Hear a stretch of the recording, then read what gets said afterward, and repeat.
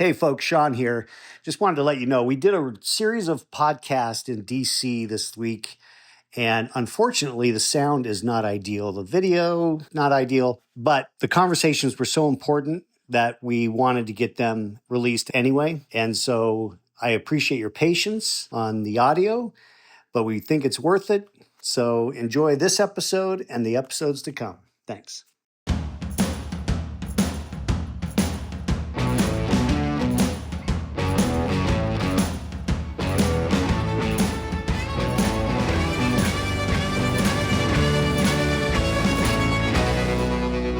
Welcome back to another episode of Light Beer, Dark Money. I'm Sean Noble. Chris is out, but we've got Phil Kerpen, the head of American Commitment, with us. This is, you've been with us a few times. A couple times, yeah. And what I've always said about Phil is that he is the smartest mind in Washington, D.C. And I literally mean that. You have been the smartest policy guy that I've ever run across. And we've known each other for a long time now. It's been a while. It's hard to believe. It makes me feel old. Yeah. We must have been just kids then, right? It's it goes fast. Yeah. I mean, I think we were really 09 healthcare. Yeah, fighting healthcare. We were so in the trenches. You have been, and you've been just a leader on the policy stuff in this town for so many years.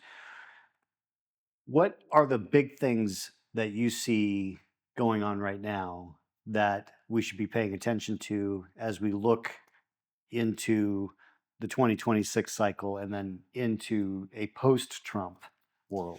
Well, I think the most important lens to look at all the policy fights through is the economic growth lens. And we've got everyone talks about the debt burden, and you can look at the projections where it just wipes us out over time. And what's really the biggest driver of that is that we have an anemic economic growth outlook. So you look at sort of the official projections from CBO and other sources, they think the long-term growth is like 1.6% annual growth. Okay, if we grow that slowly as an economy, we cannot solve any of the problems that we confront as a country, and we will be wiped out at some point. We'll have a failed treasury auction, a Greece-style bond market crisis, and very difficult decisions. If you can raise the growth trajectory, though, back to strong economic growth, 3% plus economic growth on a sustained basis, the national debt starts going down. All you have to do is keep spending close to where it is. Now, all you have to do, that's very hard to do. But the point is that the growth really drives revenues. It really drives the overall outlook. And it also drives incomes and standard of living and everything that people, if you have more money, you can afford to do more things that you care about. So I think you have to look at everything through a growth lens. And to get to better economic growth, we need to have the ingredients of that, right? So we need to have strong pro-growth tax policies. It's taking them forever to get a bill done that should be relatively straightforward, right? We want to extend all the current tax rates. We want to do some new pro-growth things, take the risk of higher taxes off the table. They've had a lot of trouble getting on the same page, and now it's bound up in, the president's entire agenda in one gigantic bill, which, I thought we were against gigantic bills, but this one is beautiful. One big, beautiful bill. But there's some basic things in there that have been more difficult to do. When we did the 2017 tax cuts, one of the most important things we did for businesses was cost recovery provisions, 100% bonus depreciation for equipment and software, which companies, you put a big investment out, you can write it all off in the first year. You don't have to take a long depreciation schedule. That's really good for investment. And the more investment you have, the more productivity increases, the more wage growth you have. So that's really strong pro-growth policy. Well, we let it expire. We're 3 years into the phase out. This year, right now, if a company invests in equipment and software, they only get 40% bonus depreciation. They don't get 100%. So what happens? You look at the GDP figures, we have very anemic business investment right now. Why? Because if you're a business and Congress might restore 100% bonus, but right now you only have 40, you're waiting to see what happens. Yeah. You're waiting to see what happens. And so we have a policy environment that is not conducive to investment, therefore not conducive to faster economic growth. The House bill does have a 100% bonus, but only for 4 years. And we're right back in this position 4 years from now. So we're hoping the Senate can make that permanent, and so we won't be back. One of the things they said in 17, they say, "Oh, that doesn't need to be permanent because it'll be extended. It'll never fade." Well, here we are, and that is phased out. So we got a pro-growth tax policy, and frankly, I would like to see. The president's 15% corporate rate is nowhere in this bill right now. He campaigned on it constantly. When we went from 35 to 21 on the corporate rate. We went from totally uncompetitive to very competitive internationally. States add about 5 more points, so we're at about 26% or so when you add state and local into federal on the corporate rate. Well, the rest of the world hasn't they haven't been standing still. The average now in Europe is 21.5. So if Europe's at 21.5 and we're at 26, well, we have a big problem. So if we did the president's 15% federal, we'd be at about 20% with state and local, and we'd suddenly be very, very competitive again. So I'd like to see them bring back the idea of cutting the corporate rate. The president campaigned on it over and over and over again. I'd like to see some restraint on spending, and we can get into some of the details on things like Medicaid. And did you know New York State's federal Medicaid spending is up 20% this year? They pulled in 20% more this year than last year from the federal government. But if we don't let them do that again next year, it's the most vicious cut in history, and all this kind of stuff. So New York and California in particular have been pilfering the rest of the country blind with their ever expanding Medicaid rolls. So we could do more on spending, but I think getting the tax policies right for growth and getting the regulatory policies. And we talked about this at length last time I was on the show, but.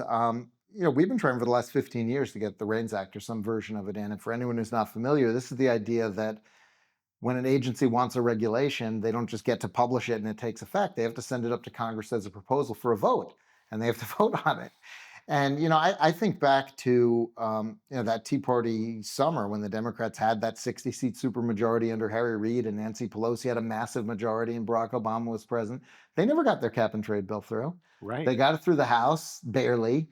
And then they crashed and burned without even having a vote in the Senate, which under our Constitution is supposed to be the end of the story, right? But Obama said, I have a pen and a phone, and I'm going to have the EPA find ways to do as much of this bill as possible. And a lot of those things eventually failed in court, but only after years of imposing huge costs. And a lot of the other elements of it, Trump got rid of in his first term. Okay, but then Biden comes in and brings it all back. Right. Trump gets rid of it. So now we have this pendulum where some of the biggest, most consequential policies for the country and for economic growth and sort of that burden of regulation, they toggle on and off with the party in the White House. If we could get something like the REINS Act done, the worst of the worst would never, ever pass. But the regulations that do pass would be stable. They would not be toggling back and forth all the time. So that would be massive. We actually had it in the big, beautiful bill coming out of committee. Jim Jordan had the REINS Act in the Judiciary Committee title. I thought it was going to stay in. That midnight manager's amendment in the House took it out. And I was kind of surprised that it came out because there was no meaningful Republican opposition. I later found out that it came out actually at the request of the bill's biggest supporter in the Senate, Mike Lee, because he's still in negotiations with the parliamentarian, and he was scared that the version that the House had in could imperil privilege for the whole bill. So he said, take it out, but we're going to keep working on it. So at the moment, at least, I don't know when people are watching this, but at the moment that we're recording it, it's kind of like technically out. But Senator Thune just said today they're trying to figure out a way to write a version that can stay in. So it's not in the House passed version, but the House supports it, and the Senate's trying to figure out a way to get it in. So that would be massive. That would be like $1 trillion benefit for the economy. It would be really enormous. Well, and that would be, that's been something you've been working on a long time. Yeah, actually, the guy who came with it, I always tell people it's sort of the unfinished business from the Tea Party era, because the idea for this bill came from a constituent at a town hall meeting. It was a former congressman, now congressman at the time, Jeff Davis from Northern Kentucky. In that summer of '09, when the town halls were going wild and all this kind of stuff, a guy named Lloyd Rogers, retired Navy veteran, former local elected official, he brought his Constitution in his water bill. And he walked up to his congressman, he said, my Constitution says all legislative powers vested in the Congress, but my water bill says that my rates are doubling because of the EPA regulations. Why didn't you ever vote on that? Like, aren't you supposed to, you're like the legislator. Why didn't you ever vote on this? And he said, we probably should have. You're probably right. We probably should have voted for that. And, that's kind of where this came. So I love, the idea of like one guy with a smart idea, maybe eventually changing sort of the whole process of how we do these things.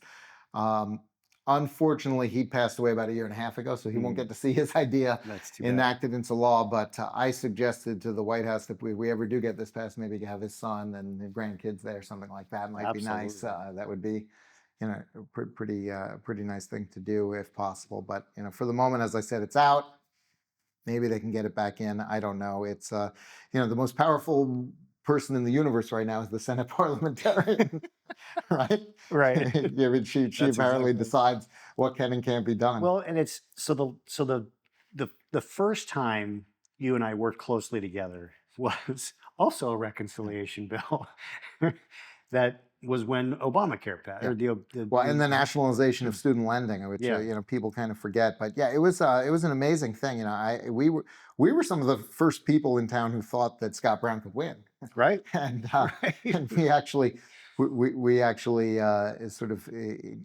I think I was maybe one of the first people to suggest to you that that was a place to put some resources and try to change the outcome there. For our listeners' benefit, so Ted Kennedy passes away in December of 2009, and a special election is scheduled for, was it January? Yeah, late January of mid-January. Yeah, 2010, and it's Massachusetts, and it's Ted Kennedy, the icon, the lion of the Senate, liberal lion of the Senate. And Phil calls me and says, "Hey, this guy Scott Brown, I think he could actually win this thing if because it's Massachusetts, dead of winter. There's lots of enthusiasm because we'd been doing a lot of work on fighting against the healthcare bill. Kennedy was obviously a big proponent of socialized medicine."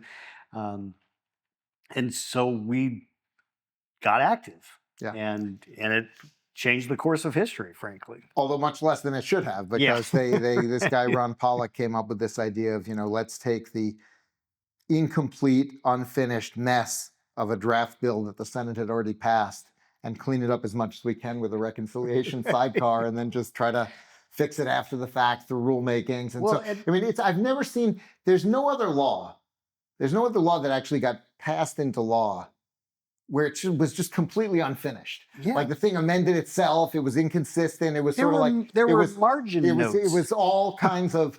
It was like. It was pretty crazy that they did that. But yeah, they definitely stretched reconciliation to near its breaking point in order to do that. And of course, also a big part of what we're debating right now, which is the massive problems we have in Medicaid programs, go back to exactly that era, because when they were doing when they were doing that bill on Christmas Eve, the unfinished draft bill where they were just trying to get it past the line to move the process forward, the way they got the 60th vote was a very infamous deal called the Cornhusker Kickback, where they went to Senator Ben Nelson of Nebraska, and he said, well, I can't impose any costs on my state. And they said, well, what if we made Medicaid expansion 100% federal funding, but just for Nebraska? And he said, okay. Yeah. So they actually wrote, it actually said in the bill, only, they didn't do some tricky definition where you had to figure out what state it was. They actually put in the bill, only for the state of Nebraska, the federal matching rate is 100.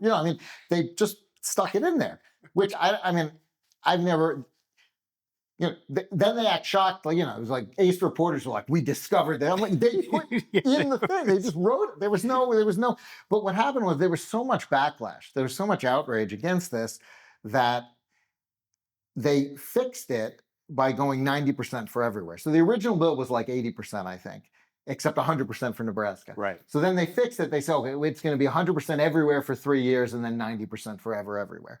So we got this insane formula that no one would ever design.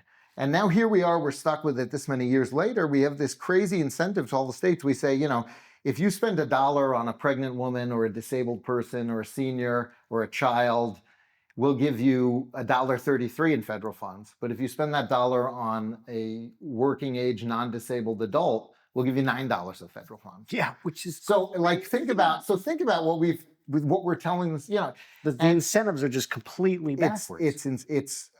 It's completely disastrous. And frankly, I've suggested that instead of just cutting the federal rate for the expansion population, we should actually raise it for traditional people, for traditional Medicaid enrollees at the same time, so that we can say, look, we're increasing Medicaid funding for the people for whom the program was actually designed. And you could do that in a way that still is a net spending cut. And I think we'd be on much firmer ground with the political talking points and explaining what we're doing. I think that's a really important point, because what people hear the Democrats talk about is how we're gutting Medicaid. But if you notice, the examples they give are never expansion population examples. They're like, they're gutting it for these poor children and for these disabled people. I'm like, no, that's like the population we're trying to. That's what we're trying to save. Yeah, exactly. And there's a limited number of providers who take Medicaid, because this is another whole huge problem we have in the Medicaid program is the reimbursements for physicians are way too low.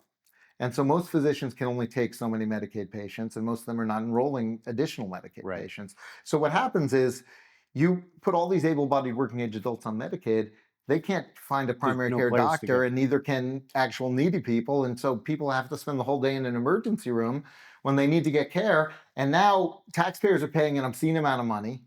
People are losing a whole day of work. The only people who win are the hospitals, which, by the way, is why the hospitals love this situation, and they're lobbying so hard against any reforms. But it's an insane thing. They should be able to go to a CVS Minute Clinic and use HSA funds from their Medicaid benefit. Exactly. But that's actually illegal right now. You can't combine a Medicaid benefit even with your own funds. You can't do it. So we could make the program much better for the needy if we actually redesigned it and redirected those resources in a more rational way. But as you know, the hospitals are maybe the most powerful lobbying force in town. And it is amazing. It is amazing how powerful the hospitals are and have been for so long. One of the late changes to the House version of Big Beautiful Bill that I thought was really smart is they capped state-directed payments to hospitals in Medicaid at the Medicare rates. And a lot of people, when they hear this, are like, well, Medicaid's so much lower than Medicare. What's even the point? But they're thinking about it like a doctor. From a hospital perspective, now in many states, hospitals are billing Medicaid 200 or 300% of the Medicare rate, because they use these provider tax scams to release federal funds now. So they'll go to the hospitals in a lot of these states now, and they'll say, we'll put a huge tax on you to create the state share for Medicaid, and then we'll go get all these federal funds, and then just triple what you charge us, and we'll pay it right back to you. And then that becomes much harder to do if you're capped at the Medicare rate. And this is like an 80% issue with the public, because nobody thinks the hospital should get paid more for a Medicaid patient than a senior who paid into Medicaid their whole life. Right. So that's. I hope that stays in. The hospitals have been going crazy about that. So we'll see whether the Senate can sustain that. But that is in the House version. It is. I mean, this is a great example, folks, of why we talk to Phil, so that we can know what's going on. But the whole crazy formula, it was not designed by anyone. It was a total accident of history, because they got caught with the Cornhusker kickback, when you describe the process of what happened with the Senate passed bill, which was basically a draft bill, and then the House figured out a way to do the reconciliation to pass it. Nancy Pelosi was not lying when she said, we have to pass the bill so we can find out what Well, they needed somebody to conform it. You couldn't even read it. You needed someone to put the thing together. It was like puzzle pieces. So no, she was pretty serious about that. And of course, the other element of that bill, remember, it was the Healthcare and Education Reconciliation Act, was that sidecar bill that they did in March 2010. And that's because the way that they were going to pay for Obamacare using education funds was, the banks are making too much money on student lending, and if the Treasury did all the college loans directly, we'll make all this money that we can use for healthcare. And they actually had an official score that showed it was going to raise $100 billion or $200 billion. So I think it took 2 years before the score became this actually loses money. And now, of course, they want it to lose as much money as possible, because they're actively trying to tell people you don't have to pay the loans. Right. It's insane. So Biden was able to, how much did he wipe out of the student loan did he actually get away with? About $100 billion? I think about $150 billion. About $150 billion. One of the things I would love to see them do that they didn't take on in this bill because of the kind of the quirks in the way scoring works, but they should sell off all the student loan paper. Because the longer it sits on the books of the federal government, the more of it will just be forgiven and never be paid back. So you've got all these assets on the books, but they're only assets if the Democrats are prevented from doing what they want to do. And so if you could sell them off, then you're not going to get face value, but you could get you could You get recover. something You get instead of something. nothing. You could, there's about $1.6 trillion of student loan debt that the Treasury holds.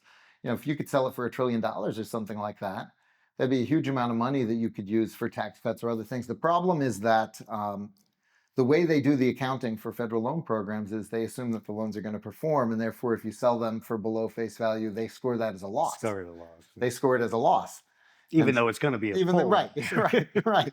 Even though we know it's not a loss. So, but asset sales have been very challenging, and we were going to have land sales in this bill too, and Ryan Zinke opposed it, and they got it taken out. So there are no land sales in this bill.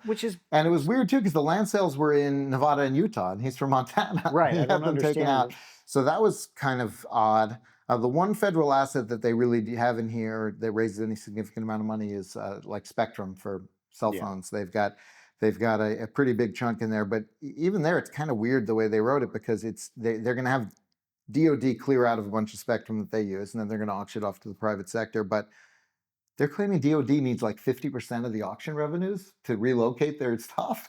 Like, how can it cost that much? Well, the thing that's the so I think bizarre they should thing do about, like a reverse auction, have like vendors bid on that work, and take the lowest qualified bid for the relocation, have a two-sided. Right. I mean, the fascinating thing about spectrum auction is that that's been going on. Yeah. It's been in, I mean, I remember when I was budget associate for Shattuck, 1996. Spectrum was a big component of like plugging holes on the president's budget. This was Clinton's budget, and it was like, how is this still a thing? Well, it's actually really important that we have enough kind of electromagnetic spectrum for 5G and 6G, whatever comes next. I mean, just the demand growth has been off the charts as everyone started using streaming video and all this kind of stuff. It's very important economically that we get it done, but nothing seems to motivate Congress to do it except when they need the money. Right? So what happens is we just don't do anything on it for years and years and years. The companies are complaining we desperately need more. And then when they do it, one of these big bills, say, well, no, here's a way to raise it. And that's when it actually happens. No, at least it's happening. So, or potentially happening. So interesting. So how do we, I've made the argument, we've had people make this argument that if we can't get this tax bill done, we're going to really hurt Republican chances in 2026.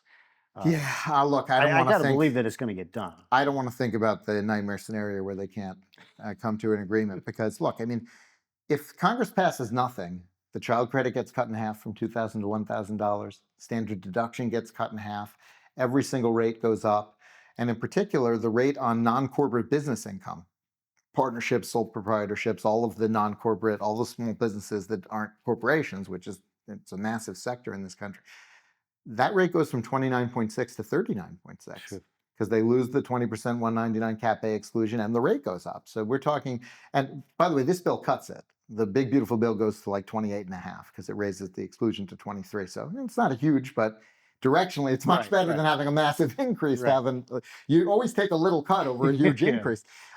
So it would be devastating. But more realistically, if the Republicans can't come to consensus, we don't get a total expiration of everything. We get a replay of the Boehner-Obama deal, and they end up doing something on a bipartisan basis that will be very ugly, and they'll extend the things that have huge scores associated with them and that we need politically, like child credit and some of the lower brackets.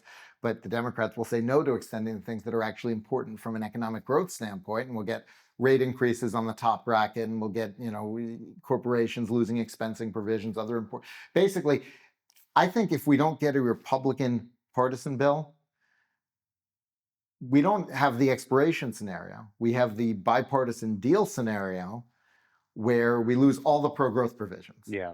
So we maybe keep the things that are politically important for people directly on their own taxes, but we lose the pro-growth provisions. And that's actually really bad economically, because even if people don't see their own taxes go up, if the economy is getting hammered with business taxes going up, economic growth is going to be very anemic, wage growth is going to be very anemic, and people are going to be, we could be in recession. And, that's a very bad scenario. And the other thing is, even if we end up getting a good bill, if it drifts all the way to the end of the year, then we're not going to feel any benefits ahead of the election. So that's why I think there's a lot of urgency. And it's good that the House cleared this by Memorial Day. What I'm really hoping is the Senate as I said, most of the late night changes were good. I didn't like Reins coming out, but that was more tactical than anything else. If it can fit under Senate rules, it's still going to be in, and if it can't, it was never going to stay anyway. So that it shouldn't read too much into that. The salt deal I thought was pretty gross. The quadrupling of just basically a total giveaway to rich people in high tax blue states. But what we really want is we want the Senate to make the cost recovery provisions permanent, kind of amp up the pro-growth side, ideally add a corporate rate cut, which would be really, really pro-growth. It was very, very successful last time. In fact, revenues went up, so I don't know what the objection, I don't know how you use a score objection. Maybe improve some of the spending provisions even further, but then get it done. I mean, ideally, we want Senate changes minor enough that the House can pass it without more back and forth. Yeah. And then we can get to the president's desk by July 4th, and he can do his whole thing, his celebration, and all of that. Yeah. So that's the dream scenario. If it slips, I think they would be crazy to leave for August recess with it undone. So they need to start canceling weeks if it hasn't been done. Yeah. Because if you leave for August and you come back in September, you have to do appropriation, so you can just slip it another month or two. Next thing you know, it'll be Christmas Eve again. And in 2017, we eventually got the bill done, but nobody felt any of the benefit by Election Day 2018. Right. As evidenced by the results of 2018. So, yeah. So let's say the bill gets done. I think we're going to hold the Senate regardless in 2026. House is a question mark, right? One thing Americans love is divided government. Okay. We love, they call it the thermostatic, I think, political effect, where, the out party always does better in these first midterms because, the out party people are angry about everything they see in the news every day. The in party is more content, and it's harder to motivate them to come out. And so, look, we'll get a sense of whether these rules are still in effect when we see, New Jersey and Virginia this year, which are looking tough for Republicans. But the House is much less elastic than it used to be. I don't think we're going to see these massive flips the way that public opinion is hardened and the way the maps are drawn now. But I think sort of the base scenario is probably a narrow Democratic win. I think just based on the normal. Well, I don't know. Does this count as a first midterm when it's your second term? That's a good question. But they were non-consecutive. Right. I don't know. And the other thing I keep going back to in my own mind is how crazy the Democrats have become. The embracing of the fringe issues. Presumably, they'll have candidates that don't, that in the House races exchange operations and this kind of stuff. They'll get on the right side of some of these issues. I would assume. I would assume that they'll have the sense to nominate people, but I don't know. That is a question, and they've got a huge anti-Semitism problem on the left now also. Yeah, they do. Which we keep having these horrendous news events. So I don't know. And how does we had John Desser on a previous episode, and from a Jewish perspective, he said it's the first time in his life he's actually had a little bit of concern, being in America. Yeah. It shouldn't be that, which is bizarre. Is it because the radicals have just done such a good job of infiltrating universities and youth, and how is it that they've gotten to the point where we can have October 7th happen and people are celebrating rather than horrified? Well, I think this is kind of like the march of wokeness through our institutions. As you've got now generations of people kind of, now it's not just the kids who think crazy things, it's the teachers grew up believing these things too. And so you've got a couple of generations of viewing everything through an oppressor lens and racializing everything. And, it's kind of, for whatever reason, every bigot in the world, left and right, hates the Jews. There's no like, oh, this is our side. There's no like, it's always. And this is thousands of years. Yeah. So, we've seen these very alarming things, including, by the way, a lot of Columbia is the very worst campus, right? But they have like a massive Jewish student population. Yeah. So there's a lot of sort of dissonance even between like who goes to these places and the things that we've seen happen. So I think that it was drifting and drifting and drifting. But then when you see outright violence, when you see murders, I think it's a wake up call to a lot of people. Like they kind of, that's an academic left thing, whatever. But it doesn't hit home until you see, you see sort of these horrific acts. And I don't know. But on the other hand, Trump said he was going to have the war resolved very, very quickly, and it never would have happened. So I mean, I think at some point as we go on, if the war remains ongoing and they haven't meaningfully destroyed Hamas, at some point it becomes kind of like you failed to deliver. But I think you've got now. I think religious Jews are moving very hard against the Democratic Party. The challenge from a political demographic perspective is that most of the Jews who've been voting Democrat are not religious. So they don't necessarily. Yeah. So yeah, and there aren't that many places that the numbers are enough to make a difference much anyway. Right. I mean, but it is when you think about. But it alienates Democrats from evangelicals also. Evangelicals are more pro-Israel than Jews are, most of the time, incredibly. Well, I mean, I think that's true. But to me, it really goes to one of the core tenet of our nation, which is religious freedom, and it really is something that horrifies me to see. This is the big cultural problem that the Democrats have, right? I mean, there are a lot of people who don't like Trump, and they're sort of, whatever it might be, but they voted for him because the Democrats are crazy, because of the transgender stuff, and because of just all the race and gender and all the wokeness and Black Lives Matter riots and all of it, all of the COVID lockdowns and all of this sort of authoritarianism, and people were just kind of like, okay, I want someone who's going to smash all that, even if I don't necessarily like the way he does it. Right. I think they've got, Republicans have this huge opportunity to kind of deliver on all these things. The other thing we didn't talk about is they've got this rescissions bill now that's been formally sent up. And so, we always hear about, they never cut any spending and there's no way to do it, and Democrats filibuster. They've got a bill now that was sent up from the White House. It kills federal funding for PBS and NPR and USAID. Not like 80-something% of USAID, the more objectionable programs. It can't be filibustered. So, it's sort of, the amount of money is not huge in the federal budget. I think it's like $8 or $9 billion now. Anything with a B is actually a lot of money. But it's kind of like a test, because if they can't cut that, what can they cut? Well, what can they cut? And I appreciate that Russ has put that out there.